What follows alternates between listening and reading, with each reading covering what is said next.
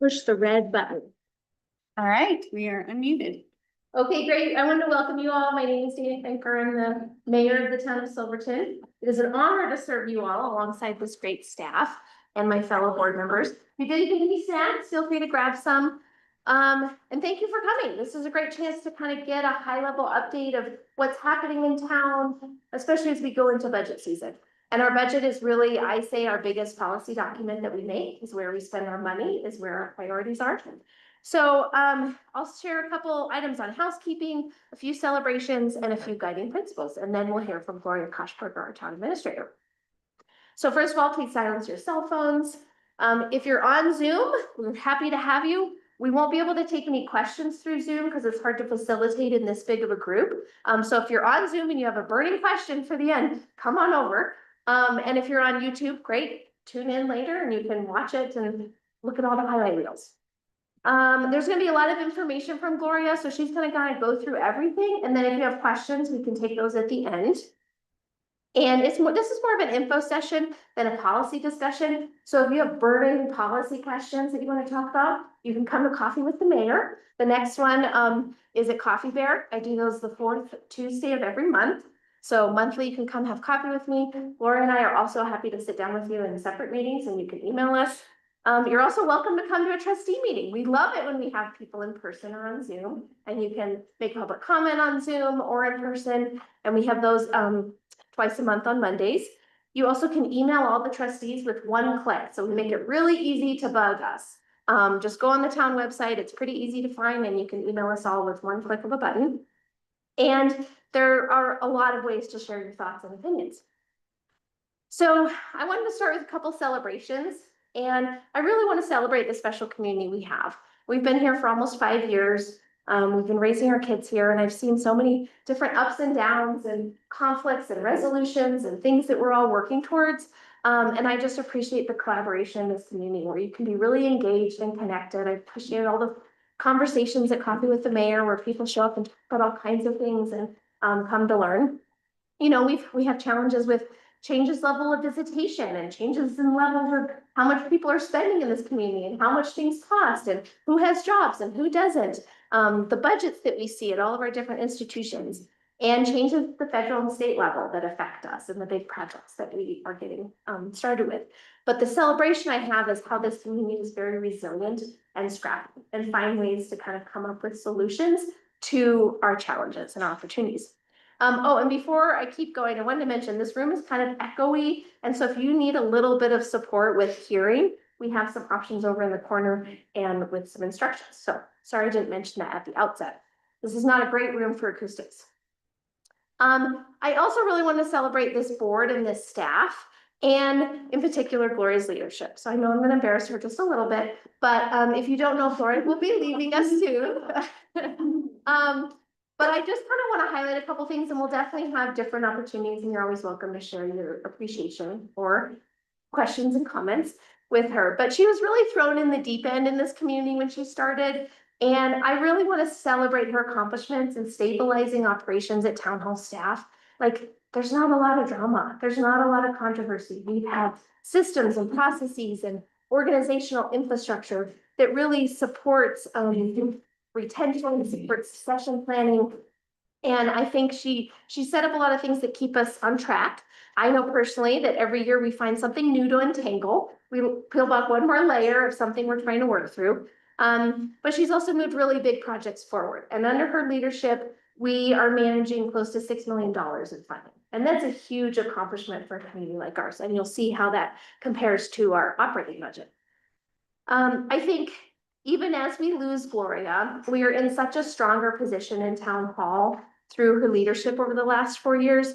And while we would all love to keep her here forever, I know that she's really led us to a place where we can confidently move forward with our priorities. So I think that's super important to acknowledge of that foundation that she's built at town hall over the last couple of years. So we did housekeeping, we did celebrations. Now I'll talk about a few guiding principles as you think about the town budget. So as we move into budget season and we think about how does the town invest our money, it's all of our money, right? It comes through sales tax and a variety of revenue streams. As you hear an update from Gloria, I wanted to highlight a couple of things. So first of all, this town board has really prioritized strong financial management. We really constricted spending last year. We were trying to make sure that we had appropriate amount of reserves to really face what we thought might be uncertain economic times. And thankfully, we are ending this year's budget, 2025's budget, better off than we thought. But we had to make some hard decisions just to make sure that we were going to be in a stable place as a community and in case any kind of disaster happened. We also, as a board, had to make hard decisions to raise rates and address imbalances in our key funds like water, sewer, and refuse, right? Those are the foundational functions of government, is to make sure, you know, the streets, water, sewer, and trash, those are the basic functions. And we've had a history of not really funding those funds at the level that they needed to be funded to be operational. And so unfortunately, we all experienced the repercussions of this, that we needed to raise rates. And that's a hard thing for any board to do. It's very easy to kick the can down the road and not deal with it during your tenure. But I'm really proud of this board for taking on some of those hard decisions and knowing that we needed to make some of these changes so that we can plan for the future. We will be facing a large wastewater treatment plant investment in the near future and other deferred maintenance costs, and we'll also need to fund those costs. And when you have a small community and large expenses, basic math says when you have a really large number that you divide among a small group of people, it's painful. That's what math says. And we've also continued the efforts of the previous board to invest in staff capacity. And I think you'll see that. And I think we're reaping the benefits of this investment as we see big projects started, in progress, and completed. And we'll hear about some of those. And I think we've also seen increased organizational efficiency, transparency, and effectiveness just at town hall. And I think that'll serve us really well as we look for a new town administrator. So finally, as mayor and a member of the finance committee, I wanted to share my 5 principles for town budgeting. And for those of you who tuned in last year, these might sound familiar because they're principles, they didn't change for me. So first principle of town budgeting is keep the lights on, right? Fund the basic levels and meet our financial obligations to keep services running. Second of all, invest in our people. So maintain staff capacity and retention. Take care of what we have. We're standing in this beautiful building, which we have several of these beautiful old buildings that take a lot of money to operate and maintain and keep at the level that they need. So we need to take care of what we have. We need to be prepared for the future. And so that is how we talk about our reserves and how much money do we have on hand in case there is an economic downturn, in case there's a disaster. And finally, fund the master plan. So as we take care of all of kind of those first order levels, then that's when we get to fund the master plan. And hopefully there's a lot of things in the master plan that help support those basic services. But that's how we can really invest in the priorities that the community has set forth in the master plan. So those are my 5 principles. We'll see if you guys come up with anything different. And with that, I turn it over to your town administrator, Gloria Koshberger. Go. Thanks. Dina, and next slide. It worked. Okay, that was the first hurdle. All right, so tonight we're going to cover kind of an overview of our operations and what's been going on at Town Hall over the last year. We're going to talk about some of our successes. We're going to be transparent about some of our challenges and hopefully get you all intrigued about our budgeting process. And then at the very end, we're going to talk about some ways that you can get involved and whether that's a committee meeting or some of our volunteer opportunities coming up. Next slide, please. All right. So I'm going to start with trustee priorities. And I really want to highlight these because what the trustees did was they looked at, I don't know if you all remember, if you participated last year, we had the citizen survey. So we had a list of questions on where we're at, how we're doing. And they went through the citizen survey and they also went through our 2022 Compass Master Plan. And those were their guiding documents to come up with their priorities. And these priorities are supposed to be from 2025 to 2027. And so their first priority here is invest and prioritize infrastructure. So what does this include? This includes creating financially sustainable enterprise accounts. So that's basically our water and sewer account. And I have some good news on that one.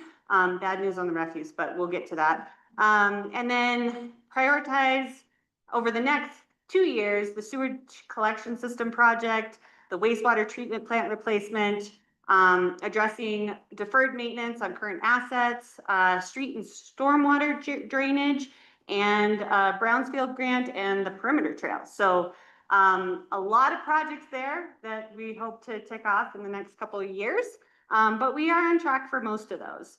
And then the next part of that investing and prioritizing infrastructure was create systems and processes for passing along institutional knowledge in anticipation of staff retiring or seeking other employment. So they were versed that I was getting recruited at the time, so they did include this in here. The next one is promote open and accessible communication and access to services. So we have tonight with us Pato's here, and he was going to do some simultaneous interpretation, and we're just going to keep offering those as we go to hopefully reach our Spanish speaking community. And then we also have, assisted hearing devices, and we're trying to be a lot more accessible to our public. So if you have any ideas, please bring them our way. Or if there's areas where you're like, hey, how do you get into town hall? That was one of our questions. Now if someone's in a wheelchair, they can roll up to our garage and hit the little, a ring button, and we'll ring them in basically. So that's how you can get into town hall now. So just little ideas like that that we're trying to do to really ensure that communications and services are all accessible. Another area in that is creating capacity for town communications. So this year we did start our newsletter. So if you get our packets, you will be able to kind of view a newsletter every month that will tell you what's going on in town, like operations and all of that. So definitely sign up for that if you're interested. And then the third one is support affordable housing workforce, or affordable workforce housing. And that is really supporting our Silverton Housing Authority, which we had to create in order to take on debt for a project, for a residential project. And so the town board actually acts as the Silverton Housing Authority board as well, because we're a small community and trying to recruit more and more people on boards was a daunting task. So they serve two roles, and they're really dynamic in those two roles right now. And then the fourth priority that they have there is financial sustainability. So last year we adopted a capital improvements plan with our budget. So if you look through our budget, and I do have copies up here if you guys are interested later. There's in the very back, there's a list of all the capital improvement projects identified through the next, I think it was a 5-year period. So that kind of gets you, what we're planning in the next 5 years. And it also helps us budget for that. And if we have extra money, we can put it towards those capital improvements that we've already identified and adopted. That's not to say that there aren't those opportunities that come along with grants. So we do have flexibility there. And then another thing that we are doing is reevaluating our administrative fees. So I will go into that actually later on, so I won't belabor that right now. And then looking at, just revenue opportunities and creating efficiencies. So I will be talking about how we've been trying to achieve those goals as well. So if you're interested in their goals, there are some copies here. It's broken down to like when a Gantt chart and when they're going to do those goals. So feel free to look those up. All right, next slide. And since these goals were based on our master plan, I keep a little dashboard on where we're at with our master plan. And we're looking pretty good. This was a 10-year plan adopted in 2022. And our housing and our land use, which were two of our biggest priorities, have really gotten, see all that green on that graph? Those are actions that have been completed. So very proud that we have completed so many actions in such a short time. And then we have 58 actions that are in progress. So different levels of where they're at. And then of course, we're always gonna have those actions that are on hold, like we tried to start them and then we realized there were some obstacles, so we couldn't go forward with them. So those are on hold. And then the 22 actions not started, that's okay. We've got 10 years for this. Well, I guess now we have 7 years for this plan to come through.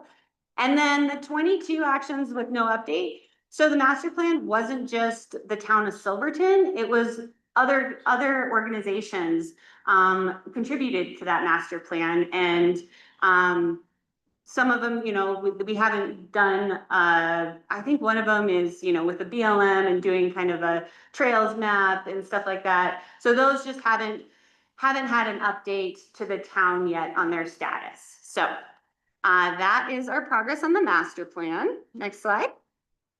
All right, so now I'm just gonna kind of go through the departments, and I kind of put the Board of Trustees in their own department, and some of our successes that we've had with the Board of Trustees. They've really been intentional about structuring their meetings to meet the needs of the public. And that was a big theme in their retreats that they had. They had 2 retreats this year, and really to create that cohesiveness as well as to identify their priorities and talk through those issues that, you know, like how are people doing public comment and how are we addressing public comment once it's said and stuff like that. So really being intentional to kind of meet the needs of the public. And that includes like moving the meetings to 5:30, adjusting agendas to hear the public hearings first. And yeah, and some of their other successes were working with the Wildlife Coalition that was started last year by our mayor. And they worked with us on amending our wildlife protection code. So that was a great success in a way that, you know, a citizen-led initiative led to code changes. So very cool. I was very happy to be a part of that. And some of their challenges and opportunities coming up is hiring a new town manager. So we just had our meeting last night talking about this. They are going to be appointing an interim, and it will be Melina Marks right over here. She's hiding behind you all. She'll get there. She'll come up to the front here soon. And then we're gonna go with a recruiter, KRW, to help get you all a qualified candidate. And yeah, it's a sad transition. I am resigning on November 12th. So I will be leaving on November 12th and starting my job up in, if you don't know, I accepted a job in Basalt as the town administrator or town manager up there. And I'll be starting there on November 17th. So kind of a back-to-back, but that's my problem, not yours. You're good.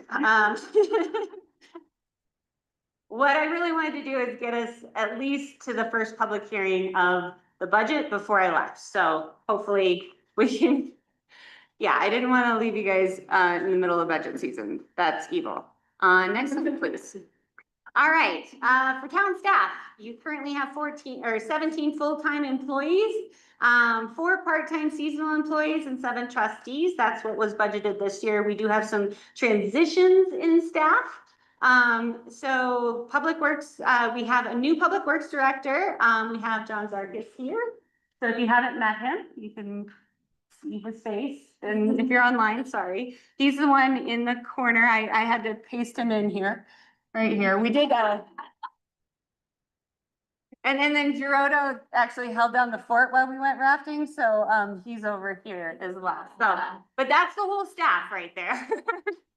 I did take the staff on a rafting retreat vacation down to Durango on a day, and it was a great way for us to kind of break out of our everyday routines and have some really amazing conversations and just experiences together. So, and then we have a new facilities, parks and rec director. That's Steve Mead.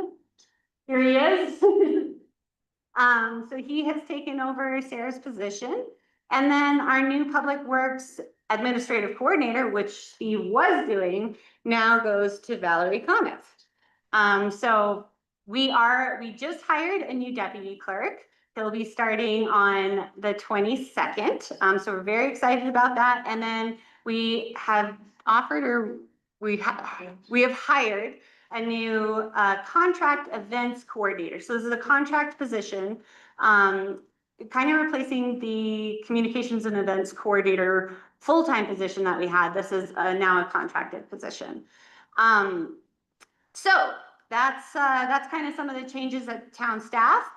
This graph up here represents kind of the personnel expenses and the contracted expenses as well. And so we have increased our personnel expenses and we've decreased our contracted expenses. Just the way it worked out. One of the biggest things here, and I'll talk about it later, is we stopped using our contracted planners and promoted Lucy up to community development director. So she's taken on all of the land use applications this year, saving us a ton of money, $120,000 one year for the contracted planners. So this was a deal for us and also a great way to promote up from within. All right, next slide. All right, so for the clerk's department here, we've had some successes in, recently we did a transfer station visitor payment system.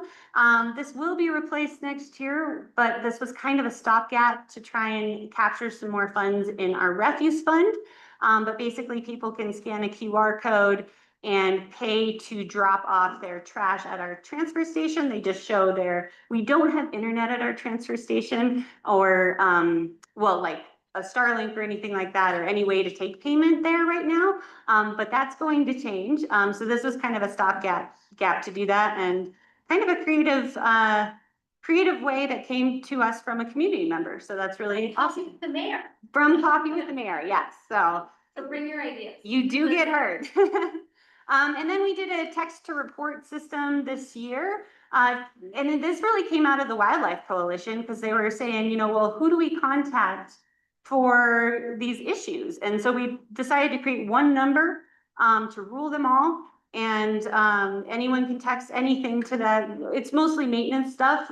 We did get some public comment during the refuse fiasco earlier this year. But this is what happens when I go off script, guys. I don't have a script right now, so we're gonna call it a fiasco. But mostly we were able to capture a lot of kind of quick maintenance issues that we could knock out. So I'll cover that in a minute.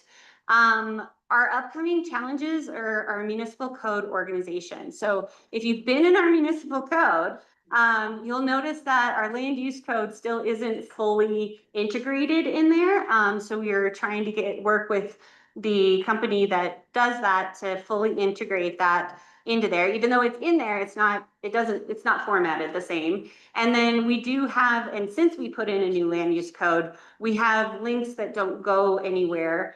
So we're trying to work with them. They actually gave us a quote for $20,000 in 2 years for the project. So I have some other people working in the background to try and get us a better deal.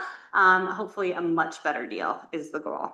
And then upcoming, we are going to be looking at the cemetery committee formation and guidelines. So that is, on the radar. So keep your eyes open for that. And then we put together this little business license activity in Silverton. So I guess you'd call that gold is the renewals, and the blue are the new licenses. So last year we had quite a few new licenses. This year it's down a little bit, but this is a better way to kind of show where we're at with our businesses rather than saying we had this many licenses, because we really like to see who's new and who's returning. Next slide, please.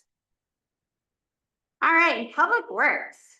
I don't know if you all have noticed, but we have been working on our collection system. So those are the sewage pipes that carry our sewage to our lagoon system. And this is all in anticipation of a new wastewater treatment plant. So this is a $4.2 million project. Half of that is grant funded and half of it is a loan. and should be completed by October, probably later October, we're looking at.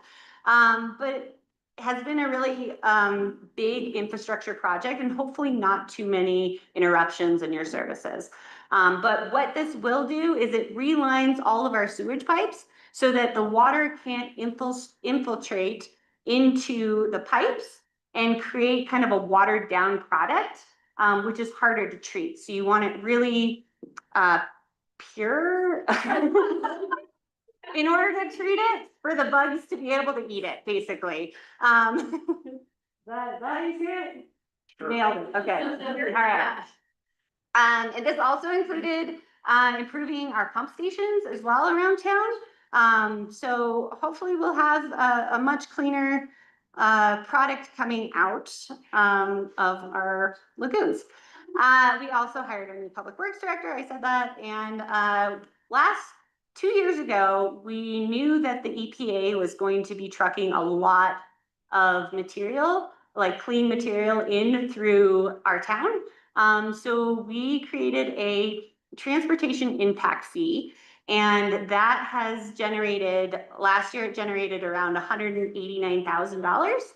And that's going to go right back into our streets fund. So that's one of the first areas where we're kind of segregating out that money and making it just for our streets. So we've gotten quotes before on what it will cost to repave Green Street, and it's in the millions and millions. So we're trying to save for that eventually.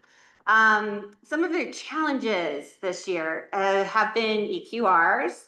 And so EQR, if you're not familiar with it, is the equivalent to residential rate.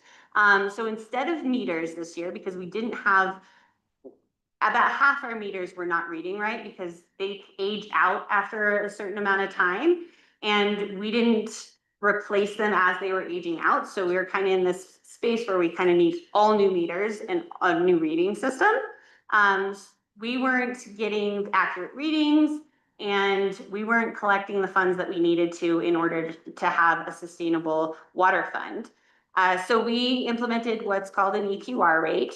And that mostly went to businesses and multifamily units. So if you didn't see that, what this EQR rate is, if you're a single family, it was just your base rate, basically. So everyone is paying a base rate right now. And then we are planning for meters next year. So that's really exciting, and I'll get into that in a minute. But the EQRs is really a Band-Aid to get us through in order to get to the meters. Luckily, the water and sewer funds have been a challenge in the past, but this year when we were doing the budget and after implementing our increases, our rate increases, they are looking sustainable. So that's great news. One of my goals since 2021, so happy to leave those two funds sustainable. I did leave you guys one bad fund, but we'll get to that. And then, yeah, so opportunities is our meters coming up. So next slide, please. I keep thinking I haven't. Okay. And here we are. This is a kind of a good representation of water and sewer funds over the years. And we have on one side, there's the revenue, and the other side are the expenditures. So you can see there's a gap in the expenditures over the last 5-6 years, where we've expended more than we've gotten in our sewer fund. Water fund's a little bit healthier, but not a ton. So you can kind of see why we were in that situation, is we kept losing funds in both, losing funds in both of those funds. And then we are now operating in the black, which is very exciting. We're no longer bleeding money. We're actually gaining money in those accounts.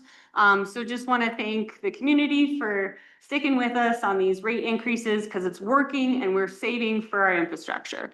And then meters are planned for next year. So we're going to be presenting that in the utility committee meeting tomorrow on what we plan for. We want to do it in phases, because if we do it all at once and it fails all at once, then Well, that's gonna cost us a lot of money, so we're going to be doing these in phases, and we're gonna start with the biggest water users first, and then go from there. But that's not to say that it's gonna get cheaper. I just wanna put that out there. It's not gonna get cheaper. Hopefully it will be more fair. So we'll probably be looking at adjusting the tiers on like how much your base water usage is, and then you would pay after that. So for every gallon after that. So we are going to be exploring that this winter, and hopefully have a new rate structure in place by the spring and start to get our meters in. Likely single family won't see this for a couple of years, but the bigger businesses and multifamily units will see that a lot sooner. So, all right, next slide, please. Waste management. We don't have a waste management department, but I thought I'd put it in here because it's a big deal in our town. Waste management has been run by FPR, we call it, Facilities, Parks and Rec, Building and Code, and Public Works. So everyone's kind of been trying to help out with this waste management.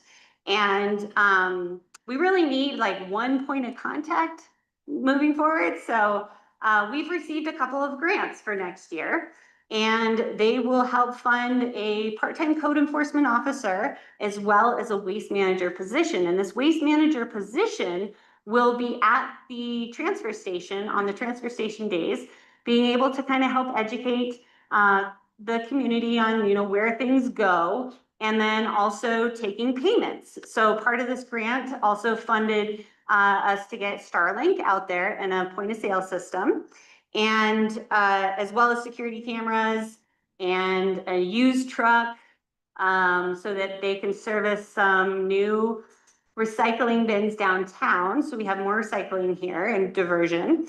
And then also Bruin is looking to put composting up here. And so part of their job will to make sure that the compost is more pure, you know, as it goes through.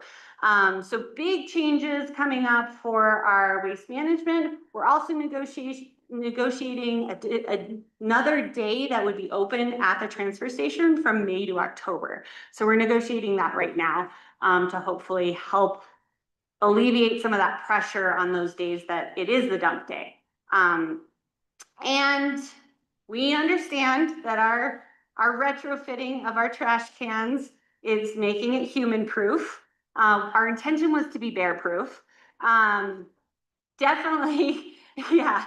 So we're working on that, and we don't have time in the middle of the summer to retrofit them. We did all of that in the spring. So we plan to kind of look at how they're functioning this fall and spring and try and make them a little easier for humans to open. But they have been very effective for the bears and for the birds. I don't know, like last year I would come into town hall and every day the crows would be in the trash pulling it out.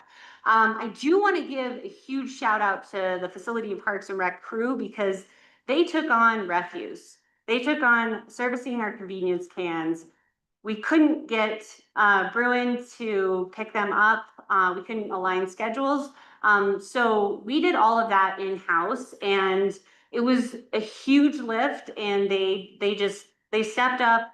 They had great attitudes about it, and yeah, it's just another testament to what an amazing staff we have here, just to step up for that. And we had a lot less incidences this year because of the timing of when they were dumping those. So very proud of our staff here. So those are some of the highlights. Next slide, we're gonna deep dive into the challenge here with this fund. So we haven't raised rates on refuse because we see a lot of this coming from our guests, right? Our guests are probably dropping off quite a bit of our refuse, and it's hard to say, okay, well, citizens, let's pay for our guests. So we've been using the sales tax fund, our general fund, to supplement our refuse fund. So in here, you'll see this is the refuse fund revenues and expenditures. This doesn't include our transfers from the general fund. And the orange there are expenditures. So it's gone up significantly since COVID, and we don't really see an end in sight there. So that is one area that we'll need to figure out in the future on how to create a more sustainable fund. For example, we transferred 106,000 in 2024 to keep that fund sustainable. We have another fund transfer this year of 46,000. So we're trying to keep that sustainable, but the problem with taking money from the general fund and putting it into the refuse fund is that we've made this fund not able to get its own grants or loans. Yeah, so we need to go 2 years with a sustainable fund in order for it to be eligible as an enterprise account to take on its own debt. So there's some challenges here, but you know, we met the challenges in water and sewer, so I'm hopeful that we can meet the challenge here. All right, next slide, please. All right, facilities, parks, and rec. Last year we did some increases to our facilities for non-locals. So we define local is if you are registered to vote in San Juan County, you're a local. If you're not, you're a non-local. So that was kind of how we defined that. And we did increase the fees for the non-locals, but kept it the same for locals. We increased the fees at Mullis Campground, anticipating some much needed improvements as far as the intake. And I'll talk about that in a second here. We've also been addressing a lot of deferred maintenance. And this includes cleaning up the visitor center basement, which was quite the project. If you had ever been down there, you couldn't even walk through it. That kind of been the dumping ground for all of our nonprofits and organizations throughout the years, and we had to start fresh. Another thing the library did was get a new roof, which was huge. That was last year, I believe. And then what we really focused on this year was heating for all the buildings and making it more efficient. So town hall was a little warmer this winter than it has been in the years past, and that was largely because Sarah was so focused on getting heat to the buildings and making sure that it was actually happening. So, and then I did mention that they manage all the downtown trash receptacles without Bruin all summer. So, and we are looking really good with our ski area. And while that still presents some challenges, we did have a very successful last season. So hoping for another successful season. The biggest thing is now, if we do have to evac it, we can move the chairs. So that was the biggest hurdle that we had to overcome. Next slide, please. Some of the challenges coming up. Mullis Lake water intake issues. If you've driven by Mullis Lake, you will see that it is down. It is really low. And we actually don't have the water rights until it's a lot higher. So none of that water is actually ours. So it really behooves us to get the water to the lake. And that's a big ditch that goes kind of under Highway 550 and then down, and it goes through Forest Service land. So we did ask the Forest Service if we could take a mini excavator in there, and they told us no. They're still telling us no, but we have arranged a volunteer day, which I'll talk about later, because we can only use men power and women power. Then we do have ongoing Kendall lift fixes and a backlog of maintenance. So this includes, you know, our Kendall roof, the insulation under the building of Kendall has actually been eaten out by rodents. So there's no insulation under there. So we need to basically replace all the insulation, painting town hall, fixing the leak in the town hall roof. If you've come in and we have buckets downstairs, that is a reminder that we have some deferred maintenance. Visitor center, ADA, like accessibility, and then gazebo as well, and some work on the library. So a lot of stuff coming up. We're for challenges, but we're working through them, and some of these are in our capital improvements plan. Opportunities, prioritize we're prioritizing the RNPP, so that is our land conveyance from the BLM, and that's flanks on each side of Kendall. So this is Kendall right here, and this is one of the parcels, and this is the other parcel, and this has been going on for 20 years to try and get this. So we're leasing it right now. Ken's laughing. We're getting really close. We are getting so close that we used it as a grant match. So hopefully it's happening by this fall or this winter. I would say this winter. And we did apply for a grant, a very large grant to implement and it says perimeter trail, but it's actually the Animas River Corridor Trail. And just improvements in general along the Animas River corridor. So this is like one of the renderings that we're looking at, coming out from Cement Creek and then creating kind of a wetland area and a path that goes through that, a little kayaking, and just trying to make it a nice, beautiful spot to hang out by the river. And this is all coming from, hopefully, these natural resource damages funds. And that was through a settlement. So it's not really a grant. Well, it kind of is because we had to apply for it, but it is allocated just to this area. So that's not going to go away. And hopefully we'll know about that in the next couple of weeks, months. Yeah, we're not quite sure on timeline on that one, but it's a $1.72 million project. And it improves our riparian area. Next slide, please. All right. Oh, I'm running behind. Sorry, guys. This is what happens when I don't have a script. Okay, community development. Oh man, we had a lot of successes in this area. We adopted our new land use code. Like I said, 100% of planning reviews completed in-house. And we also submitted our application to be a certified local government to help fund some of our historic buildings in town. And we adopted the dark sky code. We are moving closer to the dark sky community, and that's been oh, there it goes. It happened. Hold on just one sec, just a little technical difficulty. Ooh, it flew for a second. Let's go. Okay. So that's been in collaboration with San Juan Development Association as more of an economic driver for the town. Let's see, we've also updated our codes to be fully compliant with what the state is calling Prop 123. And they say it's basically their affordable housing incentive program for local governments. And you have to jump through some hoops to get the funding, but that's what we're doing. And we've jumped through all the hoops now to get that funding.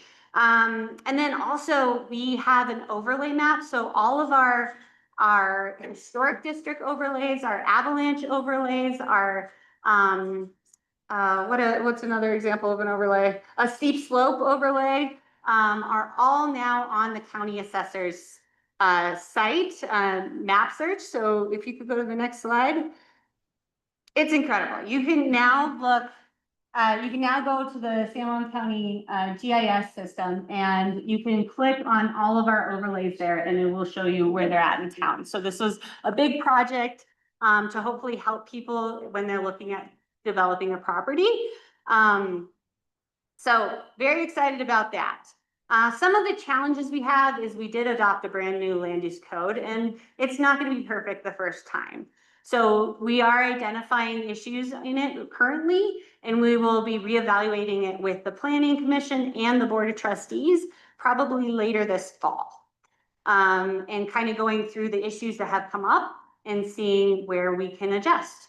And then some of the opportunities that we have is reevaluating Anvil Mountain Development Guide. So if you are an Anvil Mountain resident, we did an informal meeting a couple weeks ago, a last week, maybe a couple weeks ago. And we are now going to do a formal meeting at town hall where we it's like charrettes, where we'll all come to the table and go through these development guidelines and see if they're really working for the community. So if you're an Annville resident, hopefully you can join us for that. And then we have Brownfield Grant. So we do have, gosh, I think we're still at about 500,000 in Brownfield Grant funding left. And we have a couple of prioritized sites that we worked on with the trustees earlier this year, including the boxcar apartments. So there's a planned area right above the current apartments in Annville that we went through a conceptual design for to create more apartments up there. So that's one of the areas that we're focusing on with that. Oh, did I not miss? Yeah, we're on the same one. Okay. All right, next slide. All right, so how's building and land use looking in the town? What I want to highlight here is our building permits. They have been very busy. We've been very busy in 2023 and 2024. The 2025 is all year to date, so we anticipate that to go significantly up, actually. So if you can see, Bevan is very busy. Record number of building permits in the county, and he is a quarter time doing code enforcement for the town, so it's a lot on him. But these new grants that we received for the waste manager and the code enforcement should help alleviate some of the burden that's been put on him in that. And then, so yeah, help is on the way. And then if you can see here, to date, so land use applications a little different than building permits. They usually have like a steep slope or something else involved. And it's not just straight up to build. So definitely take a little bit more time. But as you can see, we are about the same as 2024 year to date, which we anticipate that to go up as well. And we've actually streamlined our land use, a lot of our land use processes in our new code update. So now we have notice of decisions that are administratively approved, and then they go in the packet as a kind of a notice to our trustees that we made this decision. And if they ever feel like, that wasn't the right decision, they can call that out and reevaluate it. Next slide, please. Oh, I gotta hurry. Code enforcement. So this is the text to report system that I talked about. Save it in your phone. We implemented this in March, and yeah, we saw over 25 texts in July. So that was, we call that a success. And most of these we were able to address within the hour of receiving the text. So it's a very efficient system. And, we have these all in our public restrooms. So if, if they're out of toilet paper or something like that, we can know right away and fix it. Or if they lock themselves in the shower, we can fix that too. That happened. Luckily we had a text to report flyer right in the shower. So we were able to help her out with that. Trash and dumpster issues also, any wildlife interactions. We're just asking that, if you see something, say something and text us. So we can fix it, because we don't want things to be left in disarray either. So this has been wildly successful, I would say. And I think just keeping that word out to our residents and our guests that's an option. All right, and next slide. Affordable housing. Oh, huge successes here, thanks to Anne, our affordable housing director here for the Silverton Housing Authority. We have fully funded the Annville Townhome Development Project. So that's going to be 9 new units. And I think, are all of them being delivered this September? Yes, okay.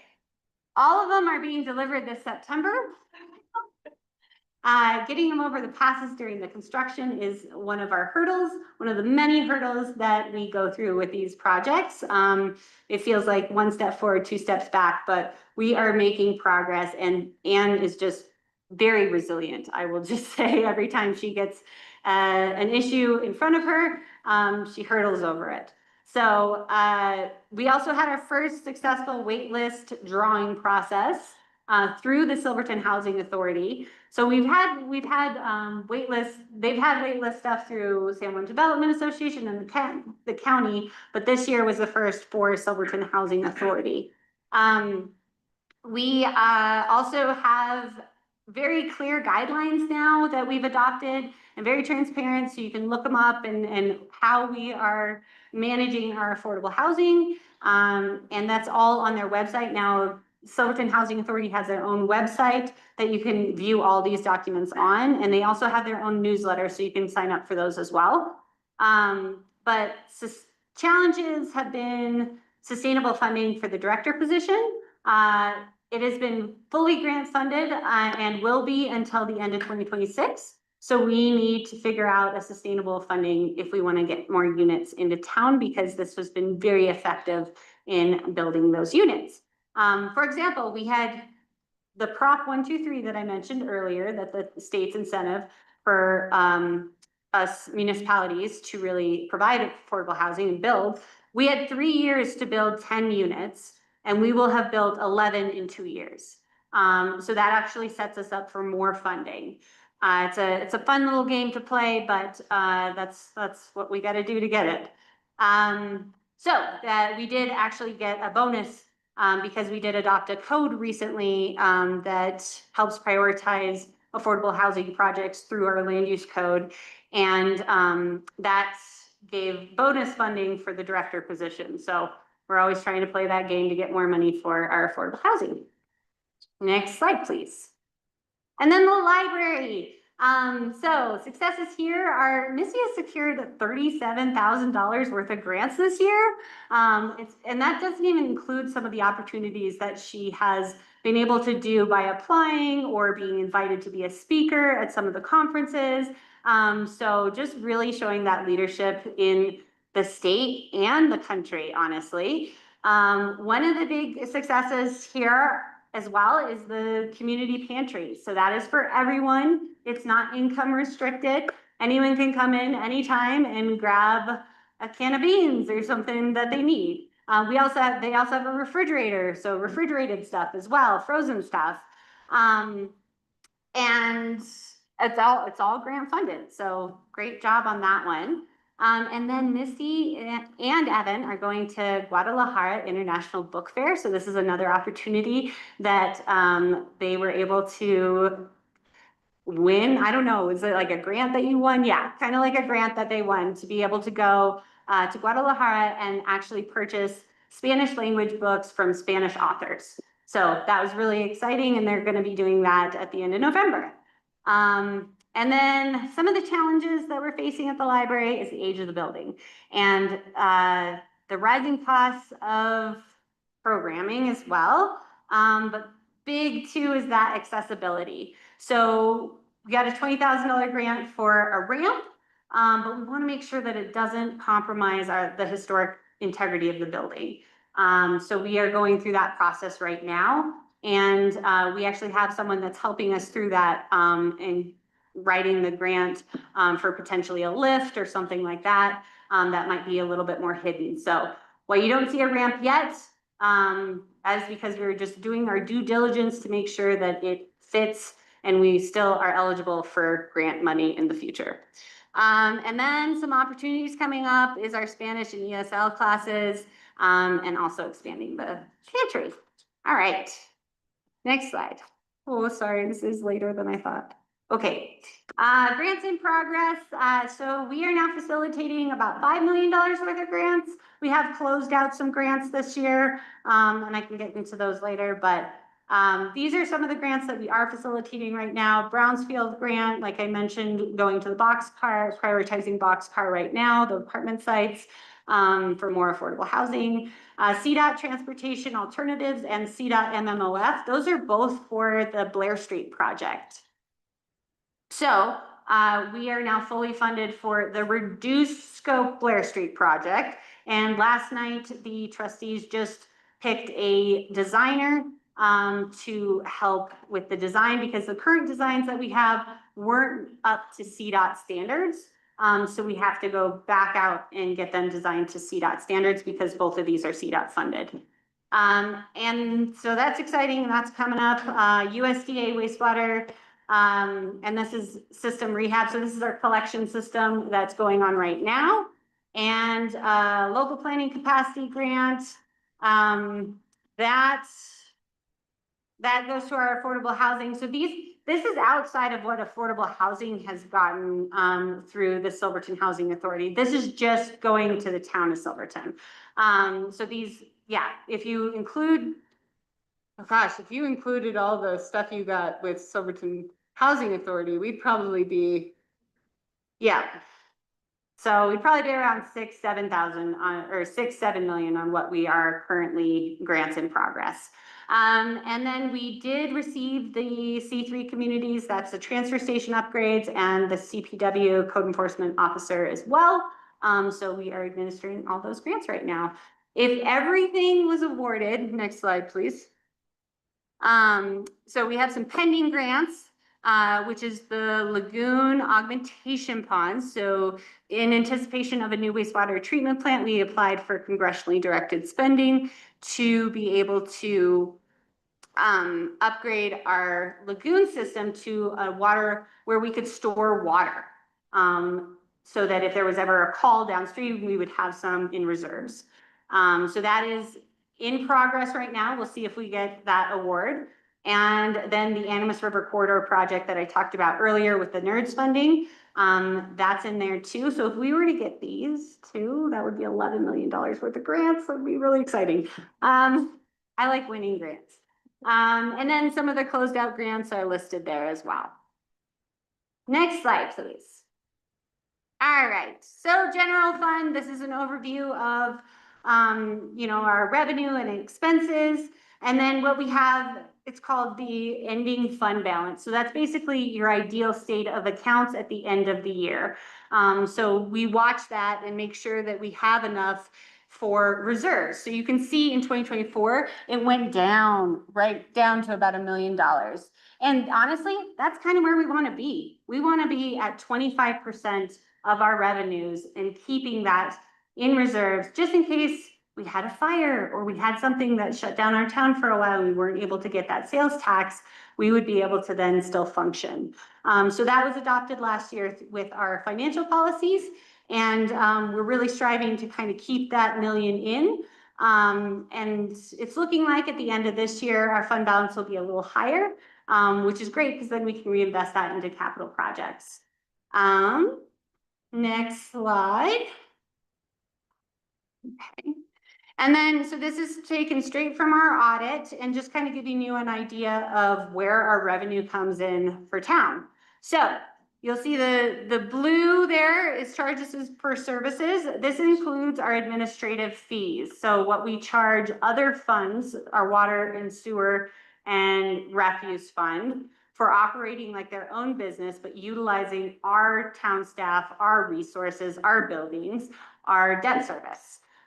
So we have adjusted that this year to be very transparent, and we've done it by salaries and then the actuals of, like, we've broken it down by each person's salary on how much time they spend in each of those funds. So that will come out with the budget, but it was decided on with the utility committee and the finance committee earlier this year, and I think it was in July. And then just, as you go around this graph, you'll see the purple, that is all sales tax. So we are mostly funded, at least half funded by sales tax and only 10% by property tax. So we don't receive as much as like the county does from the property tax, but we do see a healthy chunk from sales tax. Next slide, please.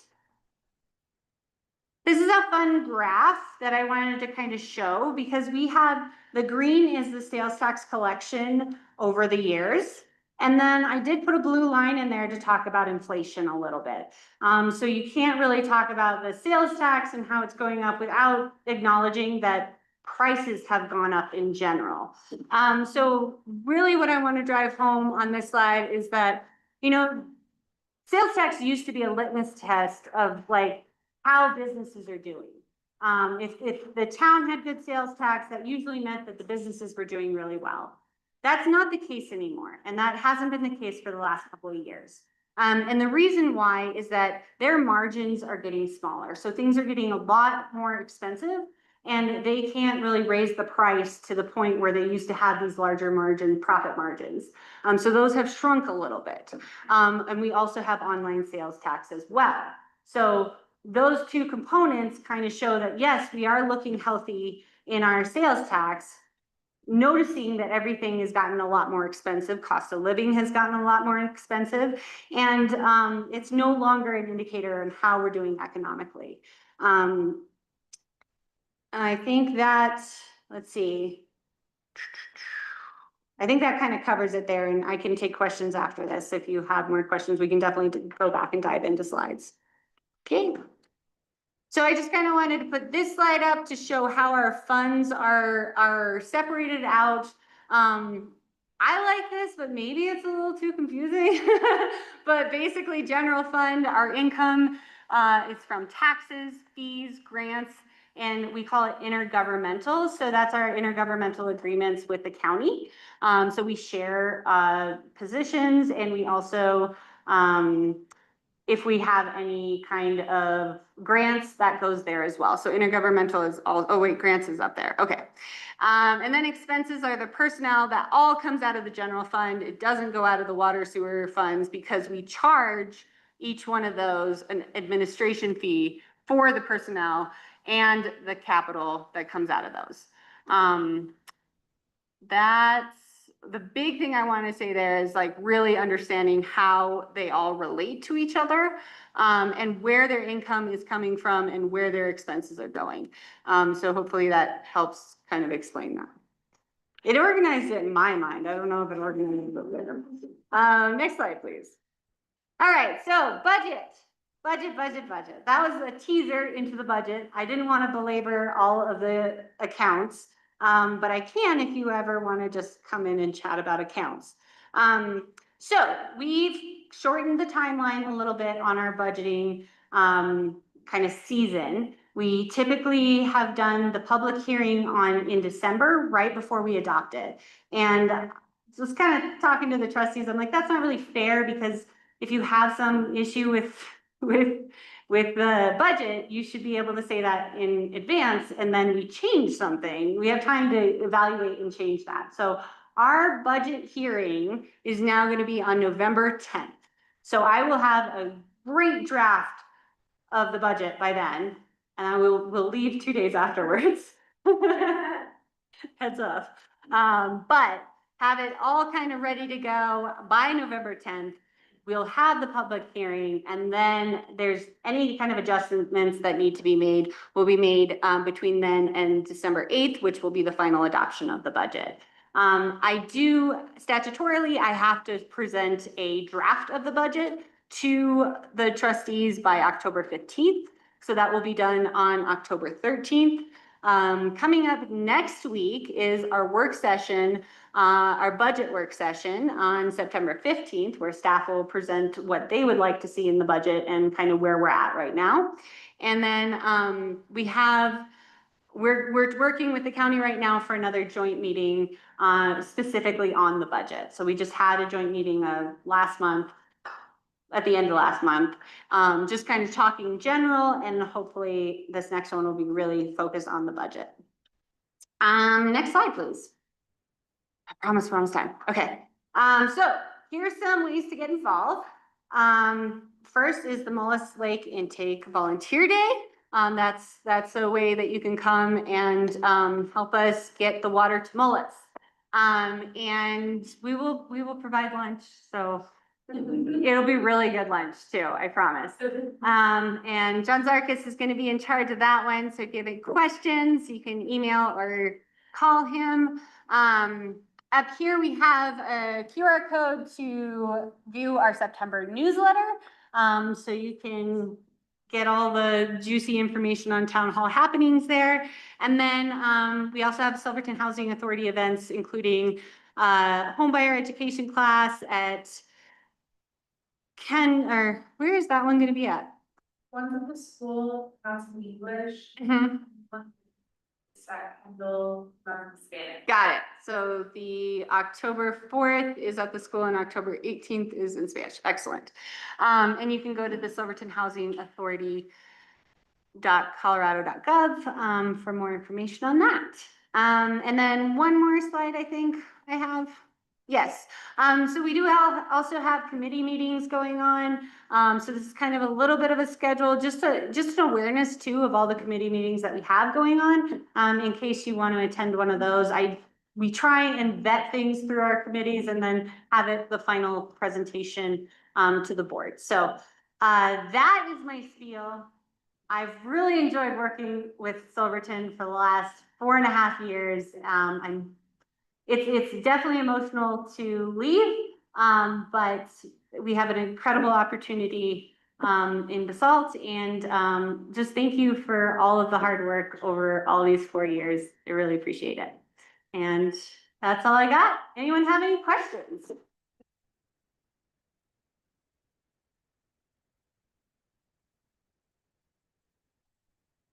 Or you can contact me later.